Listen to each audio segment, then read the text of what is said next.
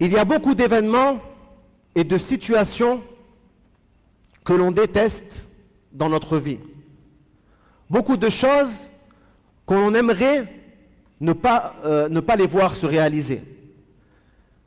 À titre d'exemple, vous avez trouvé cet homme avec sa femme qui ont reçu la bonne annonce d'un enfant qui va naître afin d'embellir leur vie et d'amener du bonheur dans leur maison. Mais l'ange de la mort vient et prend l'âme de cet enfant avant même qu'il puisse prononcer un mot ou boire du lait. Et ceci est donc une chose très triste qui s'est réalisée pour ces futurs parents qui ne le seront pas. De l'autre côté, vous allez voir cet homme qui a eu un enfant, Masha'Allah, un enfant qu'Allah a béni, intelligent et beau et fort. Pourtant, ce père ne prend pas soin de cet enfant. Il le délaisse. Il ne questionne pas à son sujet. Il ne l'éduque pas. Il ne dépense ni amour, ni subsistance pour cet enfant. Alors que des milliers de gens aimeraient avoir cette grâce d'Allah qui lui a été accordée. À cause de ça, cet enfant sera blessé par ce père qui vit sans honneur et sans dignité. Tous dans notre vie, on peut voir des choses de ce type arriver dans notre vie. Tous. Ou des choses qui sont semblables à ceci.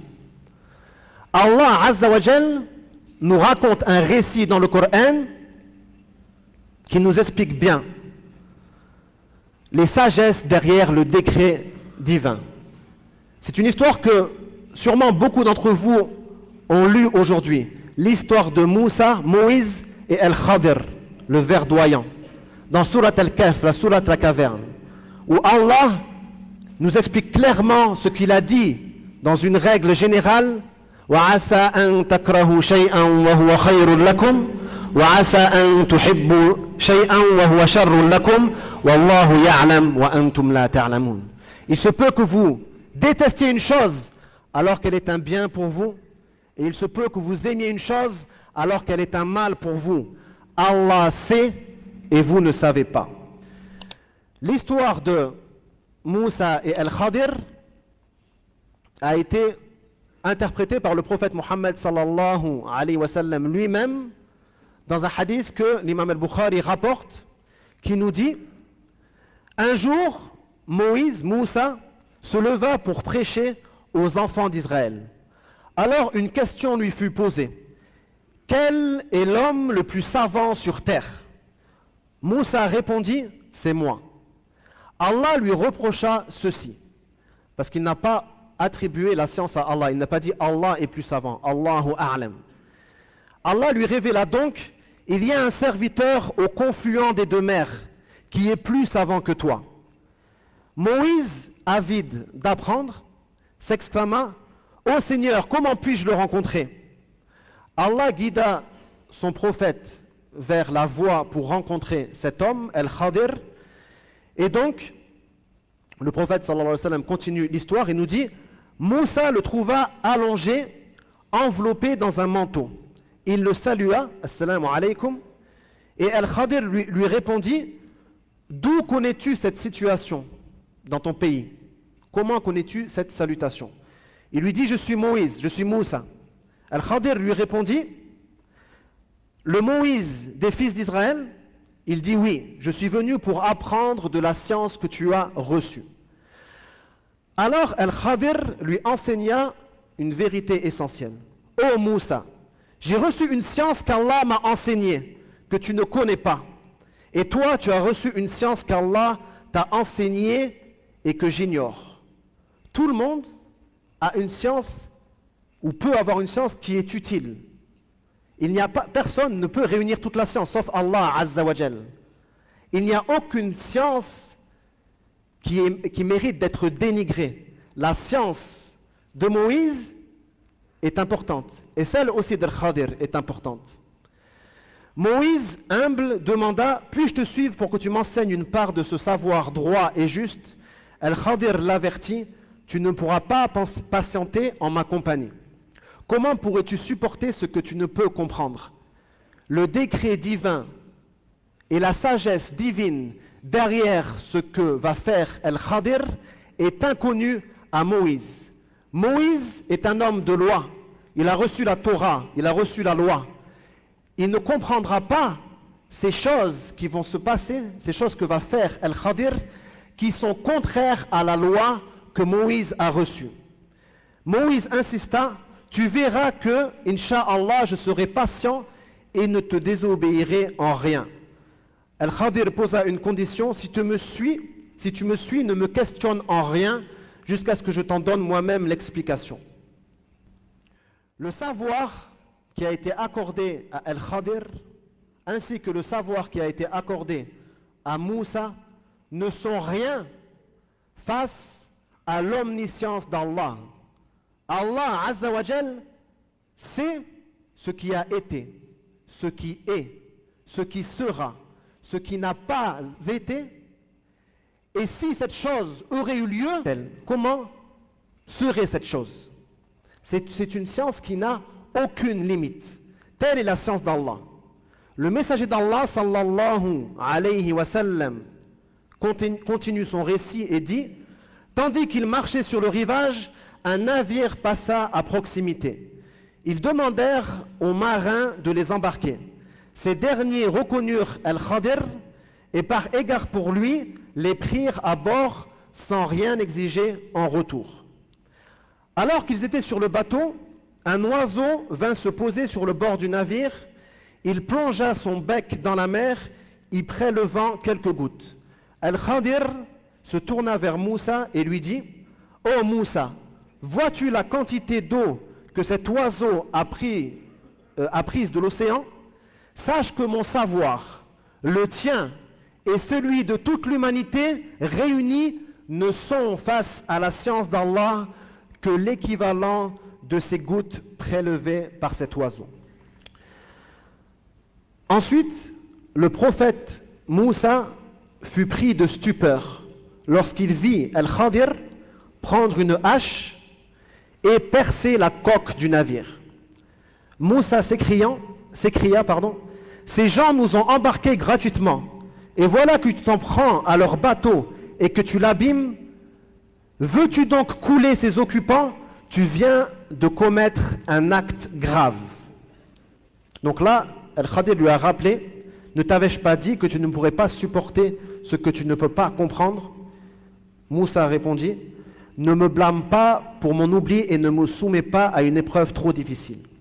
Imaginez ces marins qui ont pris des gens gratuitement et qui, à cause de leur générosité, reviennent sur la plage avec ce qui leur donne leur subsistance endommagée. Leur bateau, c'est de là que vient leur subsistance. Ils ne peuvent pas pêcher sans bateau. Et donc ils reviennent avec ce bateau endommagé. Et Moïse, qui lui a une loi, lui a la Torah, ne peut comprendre cet acte. Parce que dans la loi de Moïse, il est interdit de toucher au bien d'autrui sans droit et sans l'agrément de cette personne, de cet autrui. D'accord? Comme dans la charia du Coran. Pour Moïse, ça semble invraisemblable. Comment peut-il y avoir une sagesse là-dedans?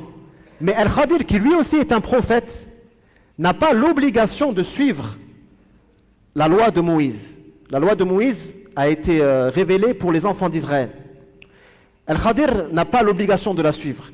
Et il a son propre ordre divin qui lui ordonne une chose dans laquelle il y a une plus grande sagesse que le sens apparent de la loi de Moïse. Quelle est cette sagesse? Un roi prenait tous les bateaux en bon état, volait tous les bateaux en bon état pour les utiliser pour son propre commerce. Lorsqu'il a vu ce bateau endommagé, il l'a laissé à ses propriétaires et il ne l'a pas pris. Donc il était bien mieux et bien plus doux pour ces gens de garder leur bateau et de le réparer plutôt que de perdre ce par quoi ils gagnent leur subsistance.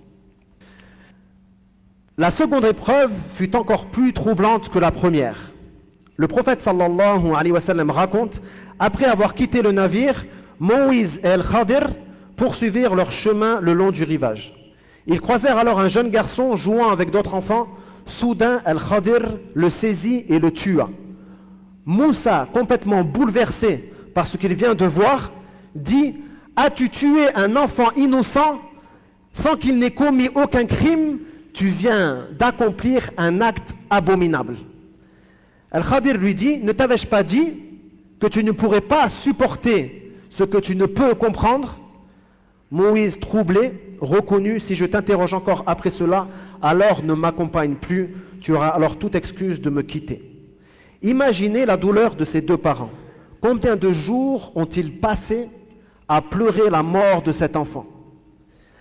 Allah Azza wa Jal, par sa science infinie, savait que cet enfant allait être un adulte tyrannique, qui allait faire pleurer ses parents bien plus par sa vie que par sa mort.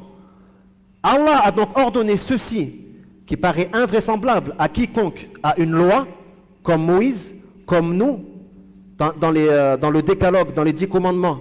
Tu ne tueras point, ce qui est mentionné dans le Coran, dans Surat al-Isra et Surat al-An'am. La même chose, tu ne tueras point. D'accord? Moïse ne peut comprendre ceci. Moïse a une loi. La sagesse divine était dans le fait de remplacer cet enfant par un autre et de mettre cet enfant au paradis directement avec les enfants des croyants, plutôt qu'ils vivent et que ses parents subissent sa tyrannie et qu'ils finissent par ses péchés à se retrouver en enfer s'il avait vécu. أقول قولي هذا وأستغفر الله لي ولكم ولجميع المسلمين والمسلمات فاستغفروه إنه غفور رحيم.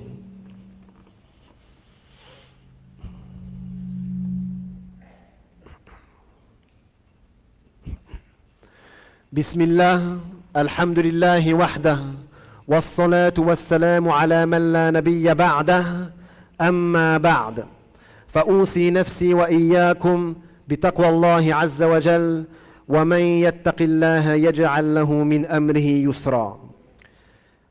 Ensuite vint la dernière épreuve. Un mur délabré prêt à s'effondrer. Moussa et El-Khadir poursuivirent leur route jusqu'à ce qu'ils arrivent dans un village. Là, ils demandèrent aux habitants de les accueillir et de leur offrir à manger, mais ces gens leur refusèrent l'hospitalité. Ils trouvèrent dans ce même village un mur sur le point de s'écrouler et El-Khadir le reconstruit et le releva. Moussa s'étonna, si tu voulais, tu